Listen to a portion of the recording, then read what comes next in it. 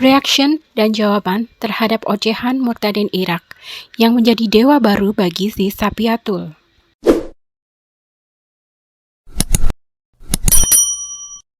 Ini dia tampangnya si Hussein yang katanya murtadin dari Irak. Di negaranya sendiri sudah tidak laku, tapi dibawa-bawa oleh si Sapiatul ke Indonesia. Murtadnya dari Syiah. Si Hussein ini diberi panggung oleh Sapiatul di channel hoaxnya itu. Sampai akhirnya dibawa dan dibahas di ZZZ Zoom. Jawabannya mudah saja sebenarnya.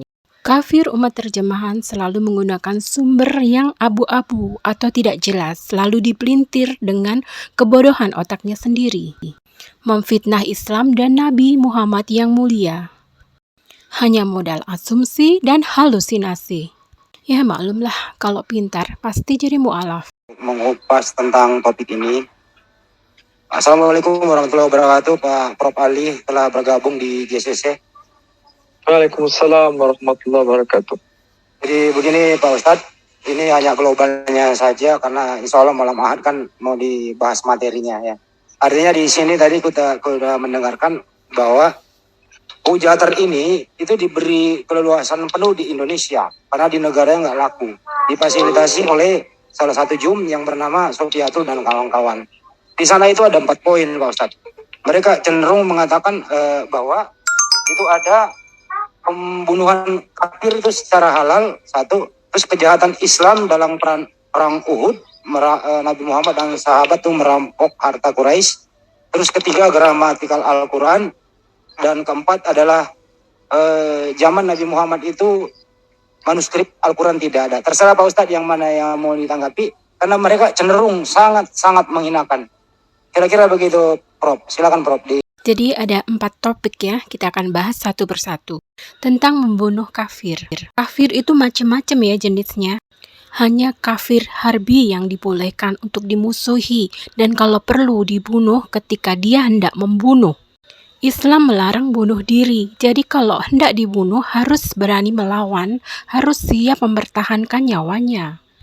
Nabi selaku kepala negara menghukum mati kafir harbi, yaitu kafir yang merusak negara, yang makar di mana-mana pasti dihukum mati, nggak di Indonesia, nggak di Amerika, di mana saja.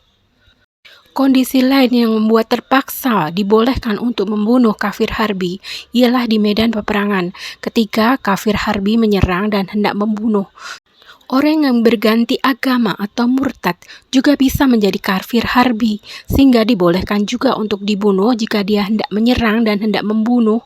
Seperti anak yang murtad lalu memaksa kedua orang tuanya untuk murtad, lalu jika kedua orang tuanya tidak mau maka akan dibunuh. Nah itu asbabul urut terjadinya hadis tentang dibolehkannya untuk membunuh murtad atau orang yang berganti agamanya.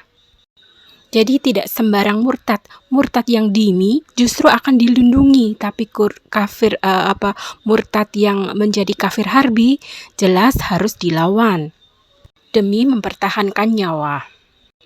Quran melarang perbuatan tidak adil. Perhatikan ayat Quran berikut ini. Quran surah 5 Al-Maidah ayat 8. Wahai orang-orang yang beriman, jadilah kamu sebagai penegak keadilan, karena Allah menjadi saksi dengan adil, dan janganlah kebencianmu terhadap suatu kaum, termasuk kaum kafir, mendorong kamu untuk berlaku tidak adil. Berlakulah adil, karena adil itu lebih dekat kepada takwa, dan bertakwalah kepada Allah. Sungguh Allah Maha mengetahui terhadap apa yang kamu kerjakan. Lalu juga di Quran surah 60 ayat 8. Allah tidak melarang kamu berbuat baik dan berlaku adil terhadap orang-orang yang tidak memerangimu dalam urusan agama dan tidak pula mengusir kamu dari kampung halamanmu. Sesungguhnya Allah mencintai orang-orang yang berlaku adil. Tak hanya dalam ayat Quran, ada juga di hadis riwayat Imam Abu Daud yang menyatakan bahwa siapa yang menzalimi seorang mu'ahad atau non-muslim yang berkomitmen untuk hidup damai dengan umat muslim, merendahkannya, membebaninya di atas kemampuannya atau mengambil sesuatu darinya tanpa keridhaan dirinya, maka Nabi nyatakan akan melawannya di hari kiamat. Dalam hadis riwayat Imam Tabrani juga disebutkan bahwa barang siapa menyakiti seorang zimmi non-muslim yang tidak memerangi umat muslim, maka sesungguhnya dia telah sama saja menyakiti Nabi. Dan barang siapa yang telah menyakiti Nabi, maka sesungguhnya dia juga telah menyakiti Allah. Di Quran surat At-Taubah ayat 6 juga disebutkan, dan jika seorang di antara orang-orang musyrikin itu meminta perlindungan kepadamu, maka lindungilah ia, supaya ia sempat mendengar firman Allah. Kemudian antarkanlah ia ke tempat yang aman baginya. Demikian itu disebabkan sebagian dari mereka adalah kaum yang belum mengetahui. Jadi kafir pun bermacam-macam, ada kafir dhimmi, kafir yang damai dan tidak menyerang kepada muslim. Kepada kafir dhimmi, Nabi perintahkan untuk melindungi. Di hadis riwayat Imam An-Nasai disebutkan bahwa barang siapa membunuh seorang kafir dhimmi, maka dia tidak akan mencium bau surga, padahal sesungguhnya bau surga itu tercium dari perjalanan 40 tahun.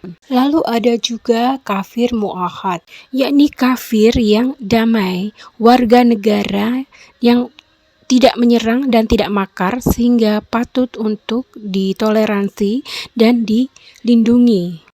Pada hadis riwayat Imam Bukhari, Imam An-Nasai, dan Imam Ibnu Majah disebutkan bahwa barang siapa yang membunuh kafir mu'ahad, ia tidak akan mencium bau surga, dan sesungguhnya bau surga itu tercium dari perjalanan 40 tahun. Lalu di hadis riwayat Imam Abu Daud dan Imam Al-Baihaqi disebutkan bahwa ingatlah barang siapa yang menzalimi seorang mu'ahad, merendahkannya, membebaninya di atas kemampuannya, atau mengambil sesuatu darinya tanpa keridhaan dirinya, maka aku Nabi adalah lawan bertikainya pada hari kiamat. Lalu ada kafir musta'man, yaitu kafir yang dijamin keamanannya. Allah berfirman di Quran surah At-Taubah ayat 6. Jika seorang di antara kaum musyrikin meminta perlindungan kepadamu, maka lindungilah dia agar dia sempat mendengar firman Allah, lalu antarkanlah ia ke tempat yang aman baginya. Demikian itu disebabkan karena mereka kaum yang tidak mengetahui. Nah, tapi ada juga yang disebut sebagai kafir harbi, yaitu kafir yang mengajak berperang, kafir yang memusuhi, sehingga termasuk juga golongan musyrikin. Dan ini bisa berasal dari kaum murtadin juga yang berubah menjadi kafir harbi, sehingga muslim wajib mempertahankan diri terhadap serangan mereka para kafir harbi ini. Jadi tidak serta-merta begitu murtad atau terhadap kafir lalu langsung dibunuh. Itu salah sama sekali. Pada zaman Nabi pun, Nabi tidak pernah membunuh kafir kecuali kafir harbi. Pada hadis sahih disebutkan juga bahwa terdapat sejumlah orang yang keluar dari Islam pada masa Nabi, tapi beliau tidak menjatuhkan hukuman mati terhadap mereka. Seperti misalnya ketika Nabi masih tinggal di Mekah dan ada seorang muslim bernama Ubaidillah bin Jasi yang ikut serta hijrah bersama sejumlah sahabat Nabi dari Mekah ke Ethiopia. Namun sesampai di sana, Ubaidillah justru pindah ke agama Kristen dan tetap tinggal di Ethiopia, dan Nabi tentu tahu akan hal ini, tapi beliau ternyata tidak membunuhnya. Contoh lain, kasus ketika di Madinah, ada seorang Arab Badui datang menemui Nabi untuk menyatakan masuk Islam, tapi beberapa saat kemudian orang Badui itu minta supaya dia dibatalkan keislamannya. Pada awalnya Nabi menolak, hingga akhirnya dia pun meninggalkan Madinah dan kembali ke ajaran agama pra-Islamnya, dan Nabi pun membiarkannya. Telah jelas pula di Quran bahwa hukuman atas kekafiran itu adalah di akhirat, bukan di dunia. Sebagaimana bunyi Quran Surah Al-Baqarah ayat 256, tidak ada paksaan dalam agama. Sungguh telah jelas perbedaan antara jalan yang benar dengan jalan yang sesat. Lalu juga di Quran Surah Yunus ayat 99, apakah kamu akan memaksa manusia sehingga mereka menjadi orang-orang yang beriman? Hidayah itu dari Allah. Tugas manusia termasuk tugas Nabi juga, hanyalah menyampaikan kebenaran, firman, ayat-ayat Quran dari Allah. Jadi jelas ya, tidak sembarangan asal membunuh kafir. Kafir yang mana dulu? Kewajiban manusia untuk mempertahankan nyawanya. Lalu tuduhan dan fitnah bahwa Nabi bersama para sahabat merampok di perang Uhud. Ini lucu sekali dan bodoh. Ya, perlu diketahui bahwa para sahabat hijrah meninggalkan seluruh hartanya di Mekah. Harta itu yang digunakan oleh kaum kafir Quraisy menjadi dana perang untuk menyerang Islam yang telah hijrah ke Madinah. Untuk membeli berbagai senjata dan perbekalan untuk perang. Bahkan untuk bermaksiat, membeli minuman keras, membayar pelacur, dan sebagainya. Sedangkan para sahabat bersusah payah mengumpulkan harta itu dengan melakukan bisnis perdagangan secara halal. Smart people juga tahu kalau tidak ada dana perang, maka tidak akan terjadi perang dan penyerangan.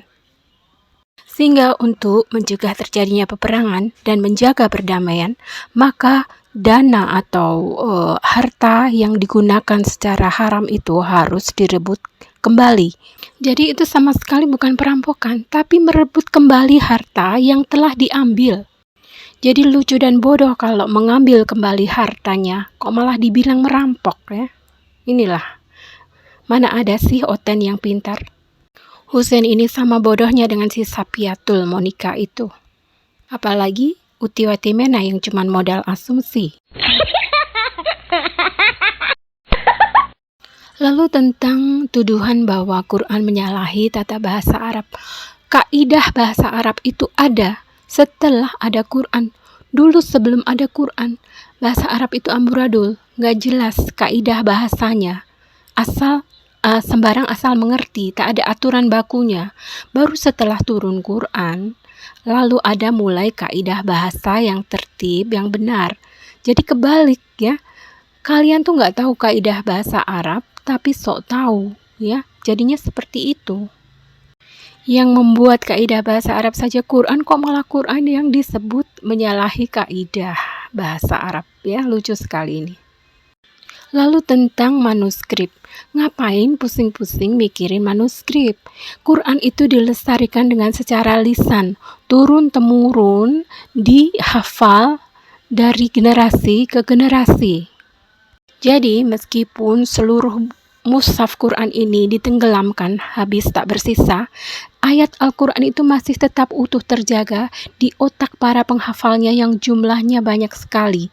Sekarang mungkin hingga jutaan itu para hafiz penghafal Quran.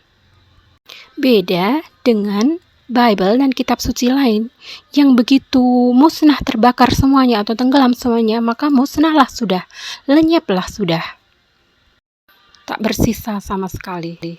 Budaya manusia paling tua adalah budaya lisan. Baru setelah beberapa abad kemudian ada budaya tulisan.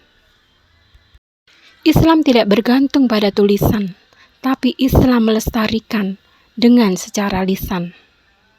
Bisa dicek bacaan ayat-ayat Quran, bacaannya ya, selalu sama di seluruh belahan dunia, dari dulu sejak zaman Nabi hingga zaman sekarang. Tulisannya boleh berbeda-beda, karena tulisan itu hanya cara untuk menghafal saja, hanya notes, hanya catatan. Yang penting bunyi bacaannya masih sama. Adapun cara menulisnya bisa menggunakan berbagai metode. Sepanjang cara membacanya dengan metode yang sama, maka bunyinya akan tetap sama.